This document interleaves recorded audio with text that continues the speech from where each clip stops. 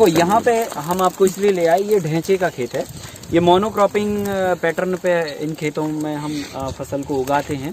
और ढेंचा जो है ना आपकी खेत की उर्वरा शक्ति को बढ़ाने के लिए, नाइट्रोजन की परसेंटेज को बढ़ाने के लिए और फसल की अच्छी पैदावार के लिए हम इसका इस्तेमाल करते हैं। और ये 3 साल में एक बार तो आपको किसी भी तरह के पैटर्न पे आप काम कर रहे हो आपको उगाना चाहिए, ठीक है। चाहे आप मोनोक्रॉपिंग कर रहे हो, चाहे इंटरक्रॉपिंग कर रहे हो, चाहे मिक्स क्रॉपिंग कर रहे हो, चाहे कोई भी फसल प्रणाली के साथ में काम कर रहे हो, आपको ढेंचा के स्थान पर 2-3 फसलें हैं, उनमें से कोई भी एक फसल को उगा सकते हो। ढेंचा सबसे ज़्यादा गुणवत्ता युक्त होता है और उसमें नाइट्रोजन का जो है वो सबसे ज़्यादा परसेंटेज होता है। सो इसका बीज जो होता है, जैसे हम लोग मेथी होती है, ठीक उसी तरह मेथी जैसा होता है और उसको 20 किलो पर एकड़ के हिसाब से हमें छिड़क के बुआई करनी होती है। आप सीड्रिल से भी कर सकते हो और वैसे ब्रॉडकास्ट भी कर सकते हो। सो ब्रॉडकास्ट करके इसको थोड़ा सा मिला दीजिए। ये 45 दिन की क्रॉप है। वैसे तो क्रॉप है ये 6 मंथ की, है ना। क्रॉप होने का मतलब होता है कि मैच्योरिटी कितने दिन में आ रही है। सो 6 मंथ में इसकी पूरी मैच्योरिटी आती है फुल बीज के साथ में, है ना। तो इसको लेकिन हमें 45 दिन तक खेत में रखना होता है, 40 से 45 दिन तक, बस इसके बाद नहीं। तो इसका जो इस्तेमाल है वो हम खेत में ही उसको पलटने के लिए करते हैं, मतलब खाद के रूप में करते हैं। ग्रीन मैन्योर, हाँ, ग्रीन मैन्योर अपन उसे बोल सकते हैं, हरी खाद बोल सकते हैं।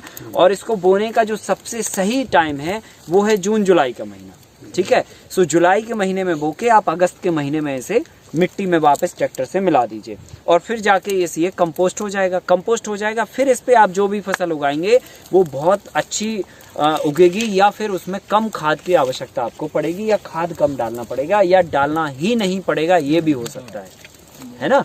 सो ये 3 साल में एक बार कर देना चाहिए। ये एक तरह से कहना चाहिए ये आपकी मिट्टी का बैकअप है, समझ रहे हैं ना। जैसे हम लोग अपनी बॉडी को कहना चाहिए डिटॉक्स करते हैं, जैसे, है ना। जो भी गंदगी होती है ना, 3-4 साल में आदमी को एक बार नेचुरोपैथी करा लेना चाहिए, ठीक है, पंचकर्मा करा लेना चाहिए। सो पंचकर्मा में क्या होता है, पूरी बॉडी का जो है सिस्टम खुल जाता है, ठीक है, फ्लैश हो जाती बॉडी। ठीक उसी तरह से मिट्टी को भी 3 साल में एक बार इस तरह से हमें कुछ करना चाहिए ताकि उसका एक बेस बना रहे, मजबूती के साथ मिट्टी जो है ना उत्पादन देने को तैयार हमेशा रहे, ठीक है।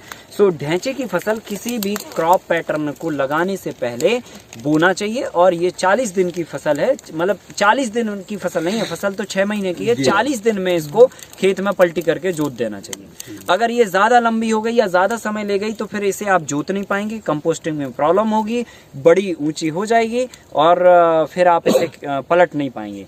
सो हमारे साथ भी वही हुआ, हम पलट नहीं पाए, ग्रोथ ज़्यादा हो गई क्योंकि उस समय बारिश ज़्यादा थी, तो ये खेत गीले बने रहे, हम इसको पलट नहीं पाए। और वो जो है अभी 4-5 महीने हो गए।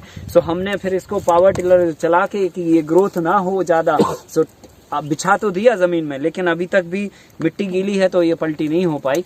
सो 40 दिन के अंतराल से आपको इसको खेत में वापस जोत देना है। अगर जुलाई में नहीं बो पाए तो अगस्त में भी बो सकते हो, सितंबर में भी बो सकते हैं, अक्टूबर में भी बो सकते हैं, नवंबर तक लास्ट है। नवंबर के आगे फिर ठंडी आ जाती है, सो उसकी ग्रोथ नहीं होती है, बस इतना ही है। बो तो सकते हो आप, जर्मिनेट तो हो जाएगा, जर्मिनेट भी हो जाएगा, पर ग्रोथ नहीं होगी उसकी। और जब ग्रोथ नहीं होगी तो फिर मैन्योर कैसे बनेगा। सॉइल मिक्स होने कितने दिन बाद बोआई कर सकते हैं? लगभग 10-12 दिन के बाद, है ना, 10-15 दिन के अंदर कंपोस्ट हो जाता है। अगर ज्यादा ये हार्ड हो गया तो फिर थोड़ा ज्यादा वक्त लेगा, लेकिन अगर 40 डेज में अगर आपने किया है तो बहुत मैक्सिमम तो 10 से 12 दिन के अंदर ये कंपोस्ट हो जाता है। और फिर उसके बाद आप फसल बो लीजिए, ठीक है कि नहीं। हाँ सर, ये सिंग आ गई तो सिंग से कोई प्रॉब्लम नहीं होगा ना? वो किस चीज से? ये सिंग आ गई है तो मतलब नहीं, सीड आ गए इसके, अब सीड जाके कंपोस्ट हो जाएंगे वो तो। और अगर मान के चलो जिंदा रहे तो नेक्स्ट ईयर उग जाएंगे। और अगर इनको नहीं उगाना तो आप अपनी फसल उगाना, तो इसको स्पेस नहीं मिलेगा तो ये नहीं उगेंगे, है ना। तो वो कोई दिक्कत नहीं है। अब चूंकि ये तो मजबूरी आना नहीं चाहिए, वो उसी समय हो जाना चाहिए था, लेकिन मौका ही नहीं मिल पाया। खासकर बरसात के सीजन में मौका नहीं मिल पाता है।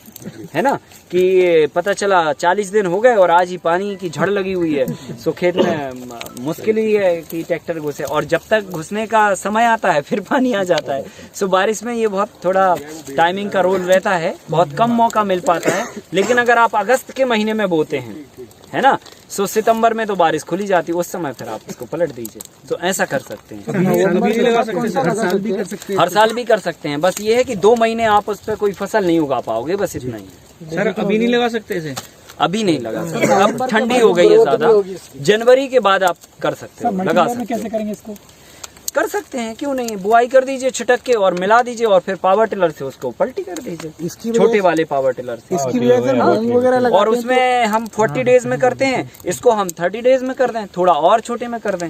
इसकी वजह से मूंग लगा लें तो फसल भी मिल हाँ, जाएगी और जरूरत मूंग पड़ेगी। नहीं, फसल फिर ले लोगे तो फिर वो नाइट्रोजन का नहीं होगा काम, क्योंकि नाइट्रोजन के लिए जो है ना, तना, जड़, पत्ती तीनों मिट्टी में चाहिए, है ना। जब आप मूंग काटोगे तो आप फसल काट लोगे और उसके अवशेष खेत से बाहर ले जाओगे तो वो फिर नहीं मिल पाएगी वो चीज, है ना। सर इस टाइम के लिए कोई हरी खाद नहीं चाहिए? नहीं, इस समय पे आप ये नहीं लगा सकते हो, क्योंकि इनकी ग्रोथ नहीं होगी ये टाइम पे, ठीक है। सो ये ढेंचे की फसल या उड़द या मूंग या सन, इन 4 में से कोई भी एक फसल खाद के रूप में आप बो के और 40 दिन में इनको जोत के मिट्टी की उर्वरा शक्ति बढ़ा सकते हो, ठीक है कि नहीं। मूंग भी, हाँ, मूंग भी लगा सकते हो, उड़द भी लगा सकते हो, और सन लगा सकते हो, और ढेंचा।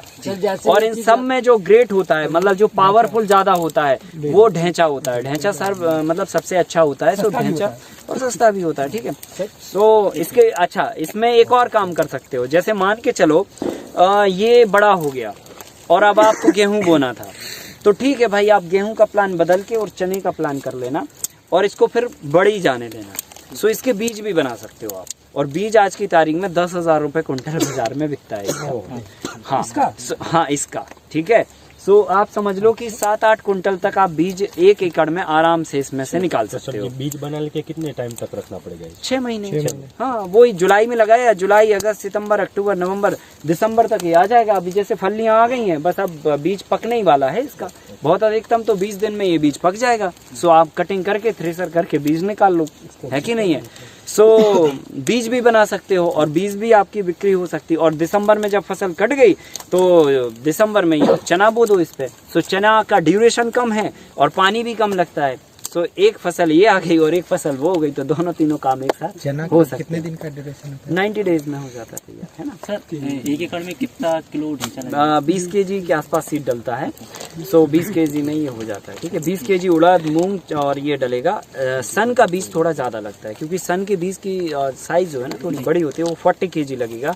ये 20 केजी में हो जाते हैं तीनों। उड़द मूंग में बायोमास तो कम मिलेगा ना सर? हाँ, बायोमास कम मिलेगा, पर अब मान के चलो बीज नहीं मिल रहा, विकल्प नहीं है कोई, और भाई हमें दिख रहा है कि हमारे पास कार्बन तो जमीन कैसे से बढ़ेगा? इससे भी बढ़ेगा, और कंपोस्ट जो मटेरियल आप डालोगे उससे भी बढ़ेगा। उड़द मूंग में तो उतना नहीं बनेगा ना।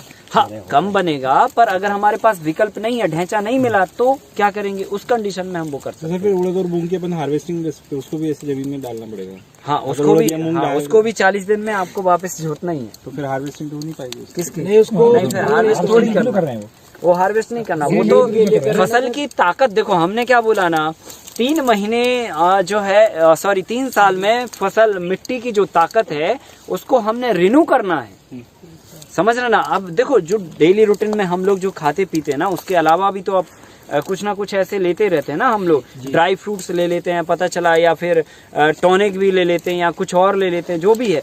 सो उस तरह से ये चीज है कि मिट्टी में जो हम रनिंग दे रहे हैं खाद, उसके अलावा और मिट्टी की ताकत कैसे बरकरार रखी जा सके, तो ये दे दिया 3 साल में एक बार। सो वो बैकिंग बना रहता है।